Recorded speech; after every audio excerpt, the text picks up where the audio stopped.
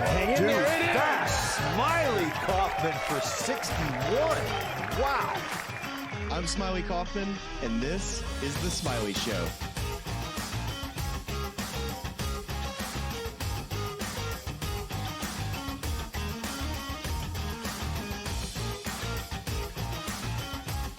Welcome back to another episode of The Smylie Show, the first post-PGA Championship episode. We did recaps all week from Valhalla and Louisville. So if you want to catch up on all of our analysis throughout the week, including an emergency pod reacting to Scottie Scheffler's, just shocker arrest on Friday morning and everything that followed, you can go find that on our YouTube and our pod feed there. But we are officially on to the Charles Schwab Challenge, Colonial Week. We're going to Colonial Country Club in Fort Worth, Texas. And, we unlike some other preview episodes we do, we're going to do very little in the way of discussing it here because we have something better for you. We have a conversation that Smylie had with Gil Hanse, who, along with Jim Wagner, did a full restoration of this course to return it to its roots of the 1940-1941 era when it hosted the U.S. Open. And we are fired up about that. So, Smylie, just to set the table for that conversation off the top, Emiliano Grillo won this event last year, and then the day after his last putt hit the hole and they left the course, Gil brought the bulldozers in and they got to work. So, just reflections on what Colonial to be in the past and times you played it, and what you're looking forward to seeing when this thing gets unveiled and we see this on TV for the first time on Thursday. I mean, there's just so much history here going back from Ben Hogan and just how iconic this place really is. And there's just so much history of what's happened at this golf course. And you feel that in the interview and Gil talking about how important this project was to him and how he's trying to get it back to the roots of how it was in that U.S. Open that you just kind of referred to. So just kind of getting underneath the hood of kind of what Gil was thinking and how he's going to bring it to life in an era in which people are trying to make golf courses longer. He was making it a little bit more on the rustic side, I guess is kind of a good way of how he described it. But really a great conversation of how he kind of worked hand in hand with the club and other PGA Tour players to, make this a golf course playable for its members, but also to host a PGA Tour event every year. Yeah, I was during this conversation just sort of nerding out with my camera off, just listening to the whole thing. And as a brief tease, I love the question that you asked him about whether he likes restoring golf courses or designing his own, because he's almost too good at restoring golf courses at this point. It's like everyone wants to call Gil Hanse to come in and do and restore their course along with Jim Wagner. And I'll let you listen to the episode to hear Gil's answer in full on that because it was a really good one. So really fired up for that conversation. That is where we are headed next. And then we have yet another interview on the other side of Gil. So without further ado, let's kick it over to Gil Hanse's conversation with Smylie about the Colonial Country Club restoration. Welcome back, everybody, to another episode of The Smylie Show. And we have Gil Hanse joining us from the land down under. So good morning to you, Gil, and good day, mate. Thanks, Smylie. Appreciate it. Yeah, a little bit reversed. Everything's upside down. Yeah, exactly. It's hard for us to have people fit our schedules with babies and after evening hours, but this is perfect. You just woke up, probably had a cup of coffee, about ready to start your day. I've had 2 hours on the bulldozer already, so I've just been shaping all morning. We get started early here, so it's been a good morning so far. The weather's been perfect. And just popped up to my room here at Royal Sydney to get on and chat with you. Amazing. And this conversation is going to be mainly about Colonial, which is it's been a project that you've been working on this whole last year, ever since that last putt dropped at Colonial. Just kind of walk us through what the issues that kind of faced Colonial Country Club from a play standpoint, and just also how long it took for you to kind of get this project going. Yeah, it was it was a big project. Obviously, it was comprehensive in everything that we did. Infrastructurally, which isn't the sexy stuff, right? The architecture stuff is what we want to talk about, but everything under the ground needed to be replaced. It was time to redo greens. It was time to redo infrastructure, drainage, irrigation, and what could we do to create better growing conditions for what is traditionally been a very difficult time of year for them. You've got the Bermuda grass is sort of just coming to life, and the bent is starting to struggle a little bit with the heat in this May time slot. So what could we do under the ground that would actually help us present better greens? Because the club decided to go with bent grass greens. It was since Marvin Leonard founded the club in 1936. That was one of the mantras. We're going to be the first course in the Southwest to have bent grass greens, and they've stuck to it. So what could we do under the greens? So we've got the ability to heat and cool on the soil. Rich McIntosh has done an amazing job, and so he's got all the bells and whistles from an infrastructure standpoint to present the golf course better. And so once the club decided they needed to invest in having the opportunity to have all these tools, they decided, should we look at the architecture? Should we focus on what could be done on the golf course to maybe make it a little bit more compelling test? And that's when we were brought in to talk to them about that. And our focus shifted towards that 1941 U.S. Open program. Once we saw that, and we saw what did Colonial look like and how was it presented and all the amazing things that were built. It's honestly, it's a pretty flat piece of ground. And the main part of it that really provided all the assets was the access to the Trinity River and the various tributaries that fed into the Trinity. And based on early 60s engineering project, a lot of those features have been stripped away from the golf course in order to protect the golf course and protect the neighborhood from flooding. So what we try to do is look at this program and say, yeah, that's the direction we want to go, both from a strategic standpoint, but also how we want to present the golf course. The golf course had gotten very formalized, a lot of brick, a lot of white sand bunkers, a lot of plantings, et cetera. And the 1941 photograph showed it was anything but. It was really a very rustic sort of North Texas landscape. Wow, that's so interesting, because when I've played Colonial, now that I think about just the river that you kind of know is there, but you don't really see. And so I imagine, has there been a little bit of tree cutting near that river? And have y'all actually planted any trees out there? Yeah, so both. We did cut down trees primarily along the fifth hole, so that you can see now into the river and at least understand that it's over there. And up around the green, we took a lot of trees out in order to actually bring the river potentially into play. As you know, it's a long, hard par four. God. And so, I mean, if you block one now, you might actually go down closer to the river instead of rattling around in the trees, which I think is part of the original. But then you're right. Colonial has always been a tree-lined golf course. Before he passed, I had the amazing opportunity to have lunch with Dan Jenkins, and we talked about Colonial. Obviously, that's his hometown, and he was so close to Hogan and Nelson, and he understood that golf course. And he said to me, "Gil, that was a dark golf course." He said, "You were always hitting like in dark corridors, and the greens were trees were overhanging the greens, and it was really that was part and parcel of it." So what we did was, where some trees had been removed, we put trees back. We tried to bolster and ultimately try to get trees that would replace trees that might fail, because they're starting to get a little bit close to their life expectancy.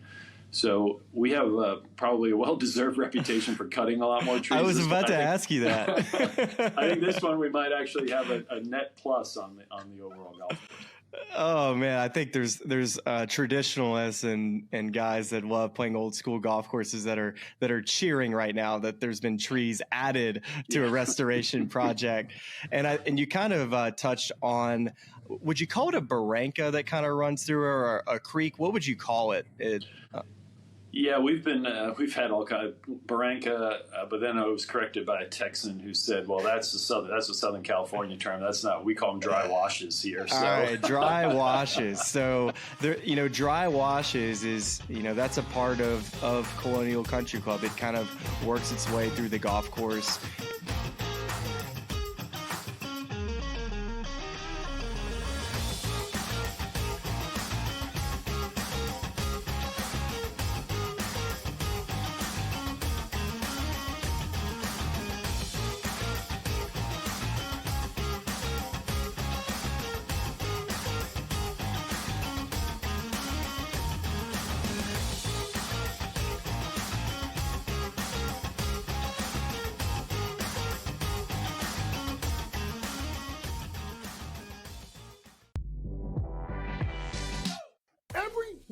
call the entire game, whether it's a charge or a block or a deflection that was wrong, or a foul that should have been called that wasn't called, or vice versa. Give me a 48-minute report. And people that will understand that there's so many mistakes that the referees make over the course of the game that referees, ready folks, don't decide the outcome. Betting above the rim, only on SportsGrid. How fragile are these guys? It's amazing. They're supposed to be the greatest athletes in the world, and yet they can't walk and chew gum at the same time without getting hurt, for goodness sakes. That Trout injury really is a bummer, too, because people thought he was going to have a big year. And I look, I don't feel bad for the Angels. I don't like Mike Trout in Anaheim. I thought he should have left when his contract was up. In-game live, prime time, only on SportsGrid. With the onset of NIL and the transfer portal, it is allowing players to develop further in college, and guys that would maybe be stuck on the bench at a power program and not have as much shine are having the ability to find themselves in the spotlight. Lane Kiffin came out and said we need to get bigger and more physical in terms of the offense and defensive lines, and that's why he went out and recruited that talent. Inside the transfer portal, only on SportsGrid. And now you have to qualify, and these majors, you got to go do it, man. Like, and it just comes off really petty to sit up there and be like, I'm not. You know what you signed up for. So I don't like the pettiness. And I 100% think Taylor Gooch should be in the major championships. Mm-hmm. So in the same note, I'm saying this, but also it's like, hey, this is the world in which we live in right now, and you don't deserve anything. Only on SportsGrid.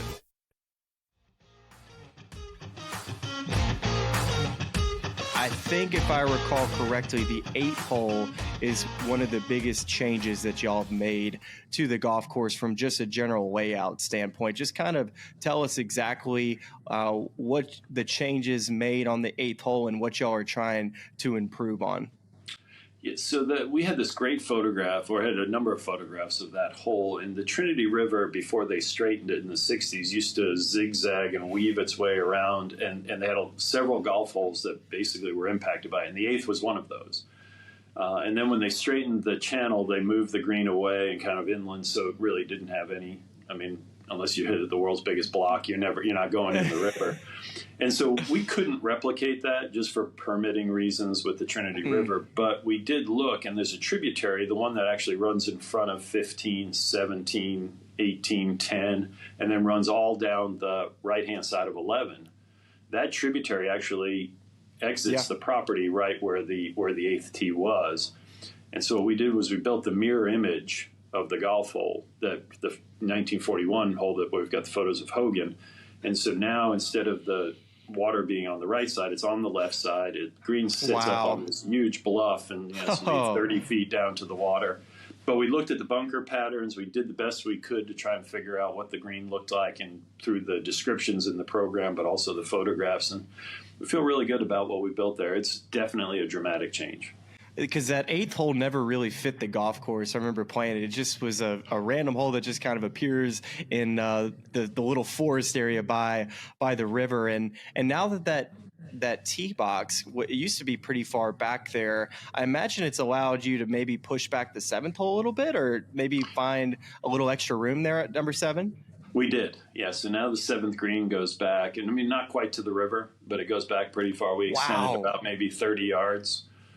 So it now sits up on that bluff, and you've got this sort of valley in front of it, which is the dry wash that runs along the 5th hole, down the left of the 5th hole, cuts across the 6th tee, now is extended and runs across. It's turf, but the landform of that barranca cuts across in front of. So it's pretty dramatic up into that green. That's going to be an incredible hole. It used to be, when it was years that it was firm, you could hit 3-iron, 2-iron off that tee, and sometimes front pins have wedges in. So I imagine it'll actually make guys pull the driver out, because left there has never been any good on that 7th hole. So that's a really cool change. And what about the rest of the golf course? Would you say that rust the rustic kind of look that you're talking about, are you going to be able to see that on TV, or any certain hole that's really brought out to where it's a lot different, maybe any other par threes? Yeah, it'll definitely be apparent as you look at the bunkering now is kind of reminiscent of what we did at Southern Hills. It's got more of it's not like tall grass along the edge. It's still Bermuda, but it's got more of a lot of little bumps and fingers going there. And so that'll be readily apparent. The hole where it's going to just show up the most is 17. 17. We took the concrete spillway out. So Emiliano Grillo's, watching that ball slowly plinko its way down the concrete channel. That's gone. That's not happening anymore. And we've restored and opened up a creek. And so the creek runs through. So the water that goes alongside the 16th, we also picked up the 16th green and shifted it over so it's right up against the creek. Now that's all open. So when you watch, I think the images from 17 are going to be completely different. It's going to give that sense of the creek and how the whole thing runs through there. Wow. So you mentioned too that Colonial is a very flat piece of property. So one of the things I imagine for just drainage purposes is just being able to catch the water and move it off the property and finding different creeks that you can use. Is that kind of the idea behind that? Absolutely. Yeah. From an engineering perspective, they can move the water through the golf course so much quicker now. I mean, it's amazing. And, when they built it, TCU was up there, but it wasn't what it is now. And the football stadium is, there's that whole neighborhood is basically all the water that comes off of those roads, and all the water that comes off of campus eventually winds up going through Colonial to get down to the Trinity River. So there was a large engineering scope to this, that basically how do we handle all this water in a more efficient way without it backing up and flooding the golf course. Man, that's pretty smart, and that's the way to do it, especially with the heavy rains that you can get, whether it be the summertime and sometimes the Colonial week. You can get some pretty brutal weather, at least once or twice that week. But another question on the golf course too. I imagine when you probably have these certain holes in mind, like for instance the 13th hole or the 8th hole, holes that you already know going into that you're going to be making somewhat dramatic changes to. But is there another hole on the golf course? You kind of already mentioned the 17th hole that's going to look visually different. But from an architect standpoint, any hole that's just surprised you that got better, that was one that you weren't expecting? No, that's a great question. I think the hole that'll be surprising is 2. I mean, 2 is not one anybody ever is going to see on TV, and it's a shortish par 4. Yeah. But, restoring the bunkers in a way that now you really have to think, do you want to carry the one on the right, carry the trees down that side? Do you want to play out to the left? And the green, like all the other greens on the golf course, has been brought down dramatically. I mean, so I think that hole, when you now stand in the fairway, the green is basically just above fairway level. Wow, that's so different. But it's what was there. I mean, looking at those old photographs, all the greens basically sat down at ground level. And so what we did is we cut them down. So I think from a visual standpoint, it's almost disconcerting when you look at that one. That one and 17 are the 2 greens that you look at and go, wow. They were so pitched up. Yeah. And those bunkers were so sharp. Yeah, and so I think there's some interesting hole locations there. I think that the shot off the tee is really a thoughtful one, which is what we like it when guys have to seriously think about, okay, which shot do I play? And by shifting the bunkers around and putting them more in play, especially there was one in the approach coming down from the left-hand side of a guy who's going to hit driver. None of us want a 40-yard bunker shot. And so that's now really in play.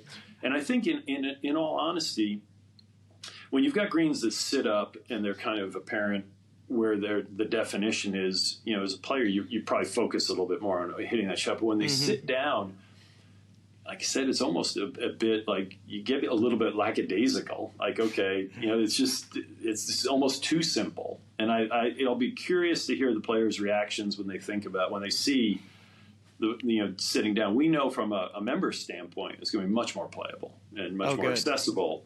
But you guys don't ever. I mean, we were joking about this with Ryan Palmer. We were out there walking around, and I said, lowering the greens, you're never, ever going to see a tour player in the fairway go, ooh, watch this. I'm going to try and knock down a little 7-iron and scoot it up the approach and run it on the green. And that's just never part of the thought process. No.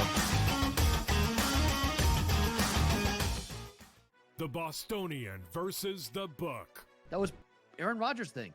Took a quarterback in the first round. Yeah. It's a luxury pick. We don't have the luxury. We're trying to win right now. I'm in a window right now, and you're going to say, no, we're going to plan this for the future. With a guy who had 4 years, 4 seasons ended by injury. 4. Like, Michael Penix is a walking injury. Like, what are you doing taking him in the top 10? The Bostonian versus the book. And now you have to qualify in these majors. You got to go do it, man. Like, and it just comes off really petty to sit up there and be like, I'm not. You know what you signed up for. So I don't like the pettiness. And I 100% think Taylor Gooch should be in the major championships. Mm-hmm. So in the same note, I'm saying this, but also it's like, hey, this is the world in which we live in right now, and you don't deserve anything. Only on SportsGrid. It's smarter to be on SportsGrid. Your 24/7 sports wagering network. The early line. Magical and historic season in Lincoln, Nebraska continues. He is the best player in the NBA, but also in the biggest moments where the national media is watching. Newswire. Something that we have never seen happen before with one of the iconic coaches in the game. Pharrell, coast to coast. The team covers. It's automatic.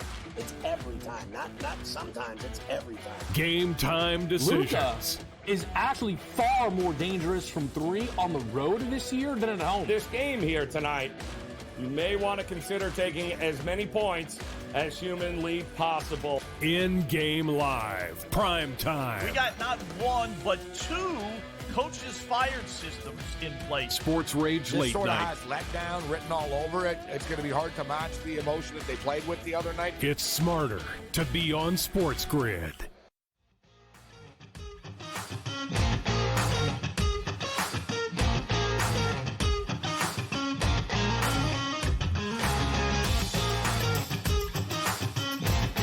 And when you restore a golf course, you have to look at not just the PGA Tour players, but the rest of the membership. So I imagine the challenging part in the balance of making it modern, but also like playable, right? Yeah, and I think everyone, a lot of people talk about, we all geek out about golf architecture, but everybody appreciates good maintenance, right? Whenever you ask your friends, how was the golf course, they don't go, well, it was really thoughtful. I had to, think about every tee shot and go around. It's like, no, the greens were great. The fairway, it was in great condition. That's always the first thing everybody talks about. And so I think from a member's perspective, having all that infrastructure now and having Rich McIntosh and team in charge, the conditioning should be amazing. So yeah. Hopefully they like the architecture, but even if they don't, the improvement from a standpoint, and that's also something that you guys appreciate. When you show up, frequently or almost always, you get the course in the best possible condition it's going to be in all year. Well, now what we're hopeful is that Colonial on its best week, which has always been tournament week, will be a lot closer to tournament week in their worst week as opposed to in the past. So I think design-wise, the players that show up are going to see a golf. It's going to feel familiar. It's going to be different, but so they're not going to be like, oh my, you dropped me into outer space in someplace completely new. But it'll be interesting, and you know this as well as I do. The scoring that first tournament is going to be almost a referendum on the architecture. And, it couldn't be further from the truth because we don't know what kind of weather we're going to get that week. I mean, if the wind blows and it's firm, which we know it'll be firm, and it's dry, yeah, it's going to be hard. And everybody's going to say, wow, Gil and his team, Jim and Josh McFadden, those guys did an amazing job making it harder. If it's soft and it's wet and those guys are throwing darts everywhere and the winning scores, 18, 19 under, they say, boy, Gil really screwed that up. So it's one of those things where we know in our heart of hearts that we believe the architecture is better. We know the infrastructure is better. The members are chomping at the bit to get out there and play it. They're not going to be able to play it till after the tournament. And as you mentioned, at the start, that was the one that gave me even more gray hair, was just thinking about how are we going to get this done in time. Yeah. And, I'm happy to report after walking around it last week, it's if we get a little bit of heat and the Bermuda gets growing and we get the rough up a little bit, it's ready. And that's a testament again to Rich and to LeBar Golf and to Heritage Golf. Like the team, I mean, we have, and Mother Nature, thank you, because it was one of the driest summers we've ever had. And hot too, right? And hot, yeah. Wasn't great for everybody else, but it was great for Colonial's project. So we got it done. We're really proud of what we're going to show off here in a couple of weeks, and hopefully the players enjoy it. Is there any air conditioning in those bulldozers for you? Yes, 100%. Okay, I was about to say, I would imagine those things would get so hot without them. Yeah, it used to be way back. I'm dating myself when they used to not have cabs, so you're like out in the heat, and it was now they're very, very comfortable.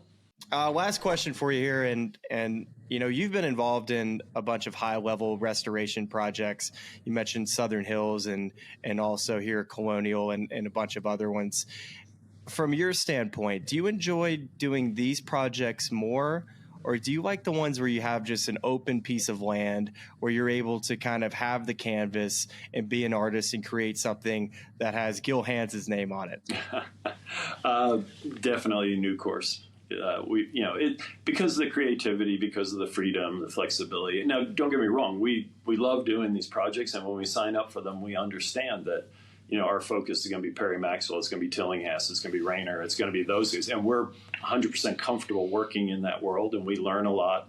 I think we benefit as architects from that, but for a number of reasons, the creativity, the opportunities that new golf courses present to themselves. But then from a practical standpoint, when you're building a new golf course, you're dealing with one owner, two owners, and they've hired you for a reason, and they're happy to have you there and work with you. When you work with a club, there's 1,000 members. There's probably at least 200 that are not happy you're there for whatever reason or opposed to the project, et cetera. So you're dealing, the restoration projects are a lot more political. Which expends a little bit more energy, whereas with the new projects, creativity, excitement, piece of ground, but also a lot less politics. Yeah, I imagine that makes a whole lot of sense. And well, Gil, this has been a fun little conversation, and thank you for taking a break from your bulldozer. I imagine that maybe a flat white over there is in your future, and back on the bulldozer to finish work this afternoon. And thank you. 100%. Yeah, thanks for taking the time. Coffee. Yeah, they have the best coffee here, as you know. The flat white's right up my alley. Yeah, the flat white is so good. So thank you again. We'd love to do this again sometime, and we always like leaning on a guy like you. You got all the knowledge in the world, so we appreciate you spending a little time with us. Thanks, Smylie. I had a great time. Thank you. See you, buddy.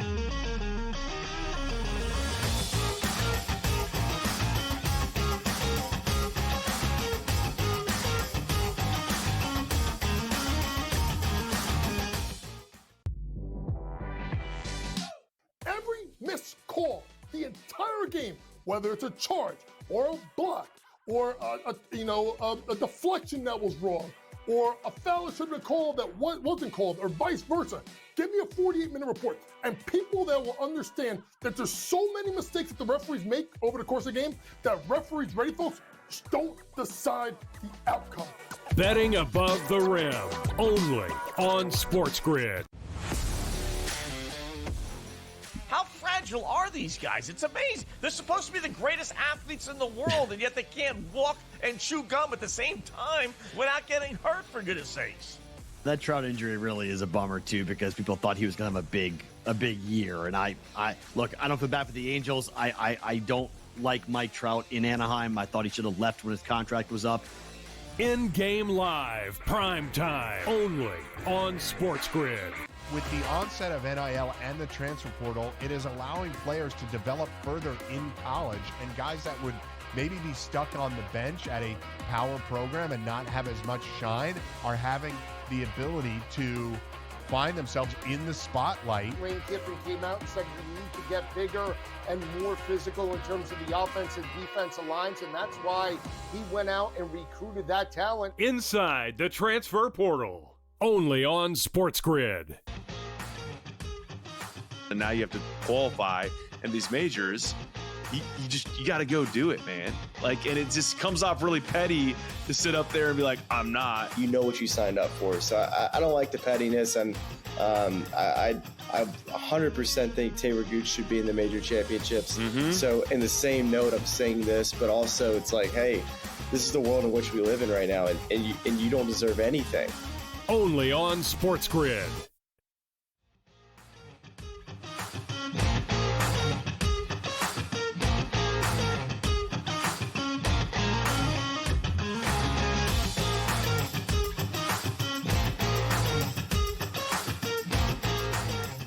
Ryan Palmer joining the Smylie Show, buddy. Thank you for coming on. And we had Gil Hanse just recently come on to do a little talk about the restoration project at Colonial, and nobody was closer to that project than you.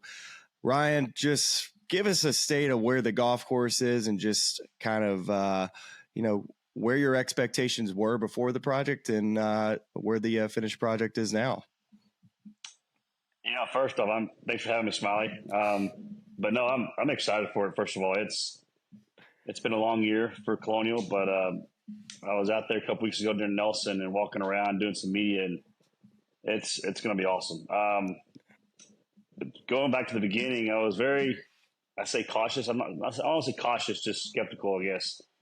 We had a big lunch meeting with Gil Hanse, our GM, our head of our greens, our superintendent, and went through his ideas and what he was thinking, went through his game plan, his whole sketches. And, we were sitting there talking the first time with myself and James Edmondson, who is a member there. And we started asking right off the bat, James was like, are you going to mess this one up at all? What's your plan for this golf course? Because we've had some struggles and holes in the past. And he laughed and he goes, yeah, I probably messed up a few holes and upset some players, but our biggest thing was we don't want this to change because players love it. I mean, every player I've talked to before it happened said, don't change it, don't touch it. But it needed I call it a facelift.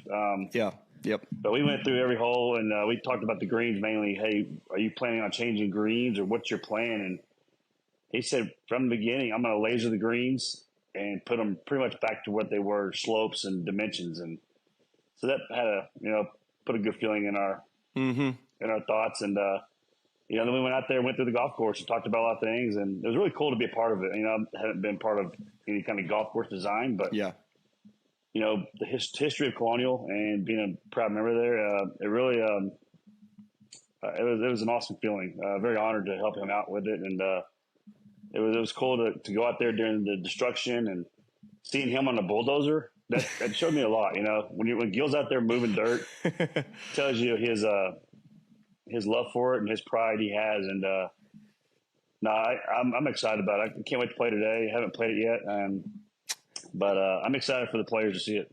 So today is day one that anybody's allowed to play the golf course. They played last Saturday. They had about 50 members in a lottery get to go out and play it. I was supposed to play it, but I couldn't do it. Daddy duty called.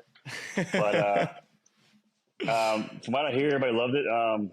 But no, so yeah, today will be the first, I guess, full day of golf, and we'll see how it reacts. Yeah, and just all right. So you walk the golf course, and for those that are familiar with Colonial, or even those that aren't, just kind of your biggest takeaways of. I know the 8th hole is a big change that Gil kind of talked about, but any other holes too that stick out that you feel like that are going to be awesome. Yeah, 8's unbelievable what he did with 8. Moving all the way to the left against the ravine. It's a beautiful hole. He did a fantastic job there. If there was any bigger changes, I would say he 12 a little bit. He backed up. I think he's playing 470 now. Wow.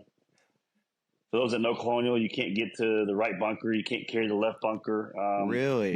They moved the green right and up against kind of the hazard, I guess. Wow, that hole was always kind of blah, just kind of because you could just bomb it over that left bunker. But now that's going to be a much more difficult hole. It was the only hole in the golf course you couldn't see the green, pretty much, or the fairway. So now with the green shifted to the right, you see the green from the tee box, but now you're going to be hitting more of a 7, 8s, and 9 irons in that green as opposed to flipped lob wedges. Wow. And then 13 was really cool. He lifted it 6 feet and pushed it back a little bit. Okay. The par 3 and put bunkers in front of the green. So his whole idea was to go back to 41 the way it looked. Mm-hmm. And he talked to it's funny, we were walking a couple weeks ago and I asked him, what's the word should I use? Because you didn't renovate it. And he said, it's a historical restoration. Historical restoration. Okay, I like that because he didn't change much. I mean, he just wanted to make it more natural flowing like it used to be. And right. You know, he shallowed some bunkering, more natural flowing. I used to call them cookie cutter bunkers, big white faces. Yeah. Augusta National, let's say, you know, green. And he made it more natural with the, you know, the new flowing barrancas he put in throughout. But as far as like strategy, nothing really changed except for number 8, obviously. One of the biggest things that I kind of threw in my 2 cents, I guess, is we took some bunkers out of play on a lot of holes. Because it's funny when guys talk about Colonial, they try to hit it in the bunker. Because they're perfect. So perfect. Perfect. Yes. I mean, it's the easiest bunkers to get out of. So a lot of the holes, we took some bunkering out of play. For instance, number 9, we took the right bunkers out. Yeah. And then the left bunkers we pushed up to about 300, I guess, something like that. So if you're laying back and you hit it left, you're no longer in a bunker. You're in the rough. And you know how hard it is to play that rough at Colonial. So brutal. Yes. So that's a few of the things we really looked at. Took the bunkers out on 14, pushed it back 20 yards. Wow. You like how I'm saying we? I love saying we. No, this has got the RP signature on it now. So, no bunkers on 3 around the green. Took the bunkers out on 4, the par 3. So those are your no bunkers on things. 4, the par 3. No, so it's just like a natural kind of run up to the green now. In the front, yes, but around it's all rough. So the idea was to make the pros play out of the rough more often because the bunkering, most guys are so good at it, and the amateurs struggle out of bunkers. So to look at the membership as well, we wanted the guys to have a better chance running the ball up on the green or chipping up on the green as opposed to taking 3 or 4 shots out of a bunker like a lot of guys do. So try to make it more playable for the amateur when it comes to the bunkers. And obviously, the rough at Colonial during our tournament week is always pretty penalizing. So that was a lot of it. And the 17th hole, I know when they put the hole location on the front half of the green, a professional golfer can get up and down from those bunkers. But I imagine a member, when you get down in those deep bunkers, that was just dang near impossible. Gil was saying that he may have lowered that green a little bit and just kind of shallowed out that bunker as well. Yeah, he did. A lot of the greens, a lot of guys will notice, they lowered them about a foot or 2 each green. They brought them down a little bit. 17, they took the fairway bunker out of play. So there's no left fairway bunker. And then, correct. And then, he did shallow out a lot of the bunkers. So a lot of guys aren't looking at a big flop top shot of a bunker. The bunkers at 17 are still there, green side, but they're not as severe, I guess you could say. And then with the green lowering a little bit, but still, it's going to be a good hole coming down the stretch. We built the tee box. Gil and I we were there one day during all of it, and we had a tee box built 10, 12 yards further back and to the right. Really? And like almost making a little more of a dog leg. It got overruled for a membership corporate tent. So we don't get to use it this year. So Dang. I was out there. I was like, "Where's our tee box?" And of course, it's underneath the bleachers. So, oh gosh, yeah, man, I would have loved that one because that would have been a cool little shot. 17 and 18, just there to the right. It was always that dried up creek where golf balls would just start running down the cart path. Yeah, Gil said that's kind of been changed where that can't happen as much anymore. Yeah, he built a more natural flowing, I guess is one of his barrancas he put in there. But now it's more of a natural looking creek. I don't think it's really a hazard anymore or a penalty area. Yeah, what would you call it before? It was just like a concrete stream, concrete. I don't know. It was, yes. I know what you're talking about because a little 3-4 foot stretch of concrete. Yeah. But, balls would just go, if you hit a tree, it could get going way back on that thing. So they took all the concrete out and now it's just more, it's going to be more penalizing, I think. Guys hitting it right on 18 or even right on 17 because it could come into play very easily because of how wide he made it. But it just looks more natural, which is really cool. I mean, it's going to be a spectacular viewing it from the 16th green, and it'll just look so much more, more Texas as opposed to made up concrete stream and all that stuff. So yeah, I'm anxious to see it now with everything out there when I get out there today.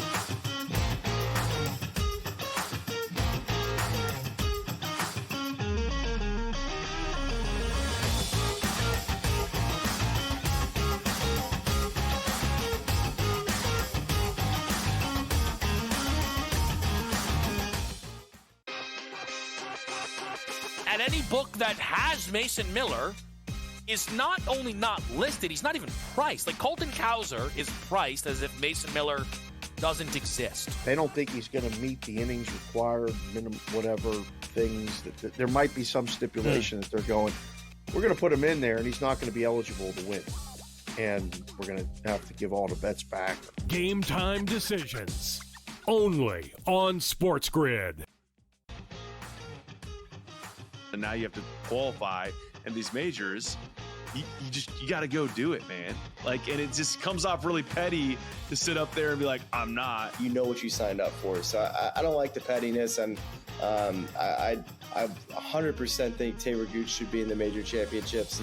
So in the same note, I'm saying this, but also it's like, hey, this is the world in which we live in right now, and you don't deserve anything. Only on SportsGrid.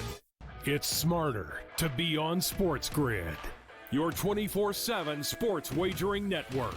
The early line. Magical and historic season in Lincoln, Nebraska continues. He is the best player in the NBA, but also in the biggest moments where the national media is watching. Newswire. Something that we have never seen happen before with one of the iconic coaches in the game. Pharrell, coast to coast. The team covers. It's automatic.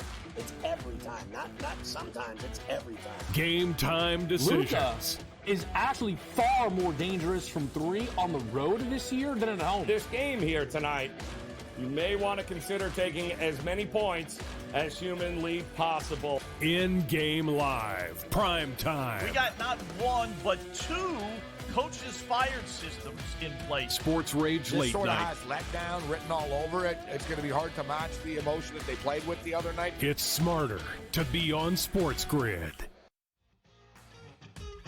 For the 50 or so from the membership that played in the lottery, you said they all enjoyed it, but did they were they saying that the greens were super firm, I imagine?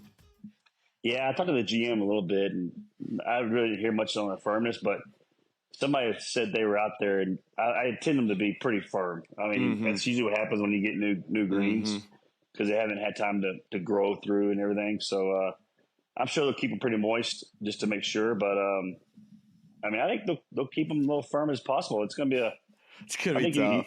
You're not going to see 21 under par this week. I can promise you that. No, you aren't. Last year was 8 under par from Emiliano Grillo. So yeah, we might be looking at a 4 under champion here at Colonial this week. That's what I love about it. It stands up every year to the test of time, to these guys, how good they are. Of course, the way golf is today, these guys could play blindfolded and shoot 15 under par. It seems like as good as they are. Exactly. That's why I'm on the mic, Ryan. Yeah. I'm ready. About 2 years away. I'm gonna go join the old guys. There you go. Well, it's these guys are in for a treat, I think, and it'll be tough. I think the rough. I heard the rough is up again, and I'm just anxious to see some of what guys think. I guess if I had to be nervous about one thing, it'd be 13 green. I'm curious what guys will think because of how he redid that one. And the number 7, we backed up a little bit. So guys are going to be hitting driver more. And I like it's a longer hole. Yeah. It's a good hole. Is your biggest concern on 13 just that the water's not as much in play because there's bunker short? Is that kind of the worry and that it might be too firm? Well, funny fact here is last year there were only 6 balls in the water. Oh, wow. On the weekend. They went and did all the stats, and they realized the water never really came into play as much. So the only thing that concerns me on 13 is the design of the green. There's a big mound in the back that slopes left and right. So my only concern is if it's too big, too severe. The green still flows kind of the way it did before, kind of back to front, sloping. I guess you're looking at it right to the left. right side, yeah. Yeah, so – but you got 2 great pins on left and right. You can use that back slope. So that's I'm curious to see how that one plays as far as the way that slope is designed. So But the hole looks great. I mean, with the bunkering around it, it looks better than it did. So yeah. He described kind of the look was like rustic. Do you get a sense of that when you kind of look at the property? Or does it feel like what it used to you? I think so. Like I said, we don't have the cookie cutter bunkering, the white sand. So he brought in a darker sand. Oh, that's going to look way different. So kind of like Southern Hills was where the bunkers were kind of the grass flowing into the bunker. Mm-hmm. So it's going to be more. It looks more natural, and rustic is a good word to use it. Just more flowing of the grass. It's not really man-made. I guess it looks more. I mean, rustic's a great word. There's no doubt about it. So kind of his whole idea was he went back to a lot of 1941 pictures of the U.S. Open. Yeah, and that was kind of what his vision was with it. And it's going to take time to get that visual, I think, to let it all kind of grow in. But so far, he's it's turned out really well. Well, I'm excited to see Colonial this week, and I'm excited to see Ryan Palmer hoist the trophy. But before you go, Ryan, I got to get your best Jordan Spieth story and your best Sean Payton story.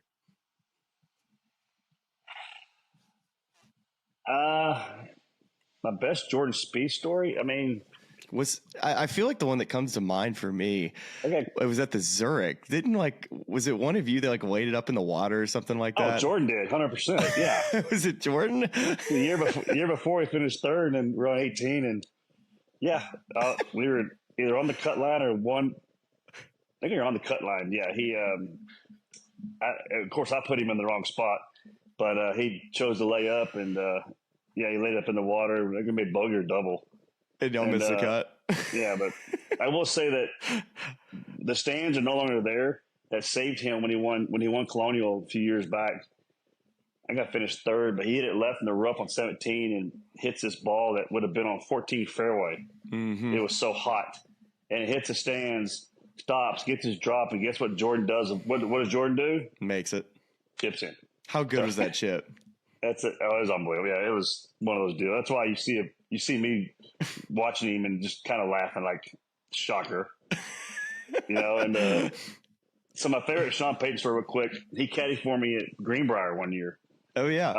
This was right before they went to the Greenbrier for the Saints training facility. And two things he did that week was so funny. He got a yardage book for every day. He wanted a yardage book because he used a Sharpie to mark the pins and everything. So he had 4 yardage books for one golf course. And it was the funniest thing ever. But the best thing was I'm on the putting green going through a putting drill. And I'm doing my drill. But, of course, you know me. I'm chatting here, chatting there. And he comes over and goes, damn it, look, can we do this drill and get out of here? Quit talking to everybody. Let's go to work.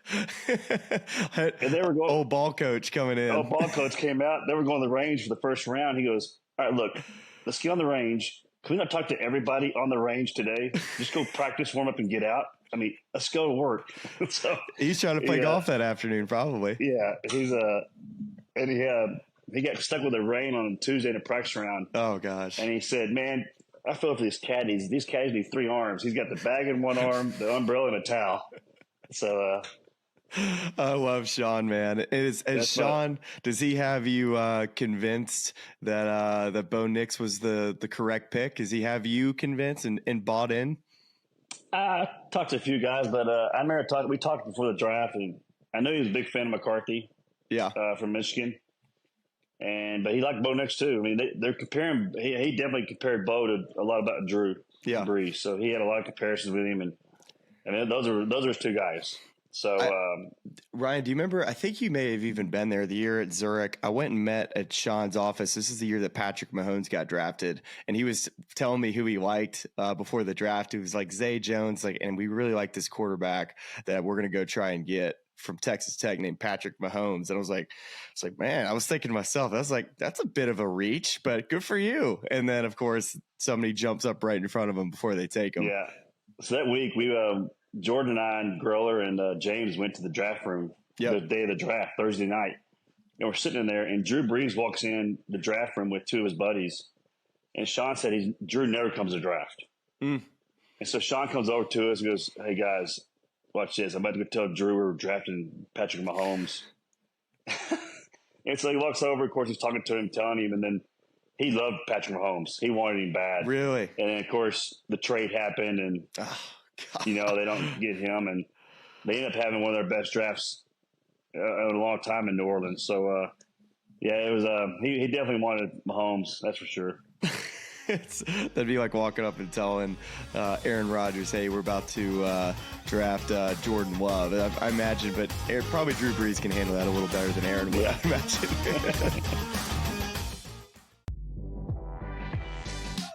Every missed call, the entire game, whether it's a charge or a block or a deflection that was wrong, or a foul that should have been called that wasn't called, or vice versa.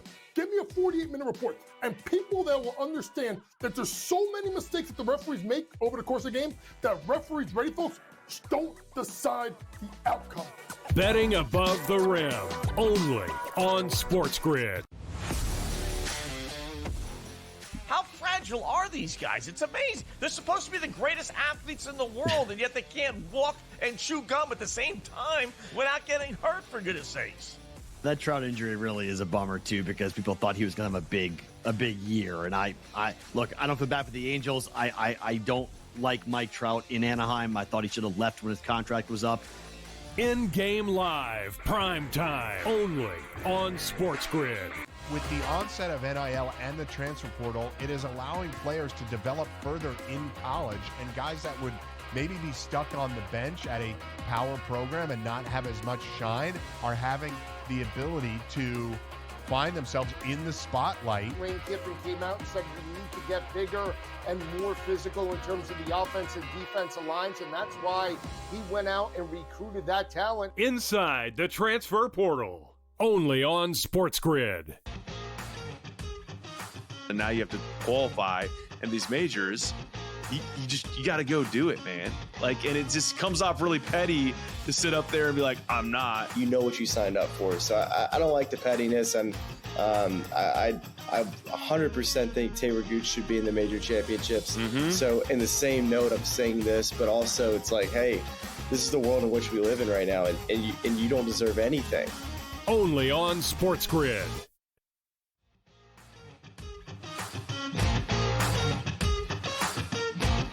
All right, there you have it. That was Ryan Palmer on Gil Hanse's Colonial Restoration and a variety of other things as well. But it was great to have Ryan on, given his involvement in that process. And, as we've noted before, excited to see how it all turns out and what sort of hand Ryan had in that process.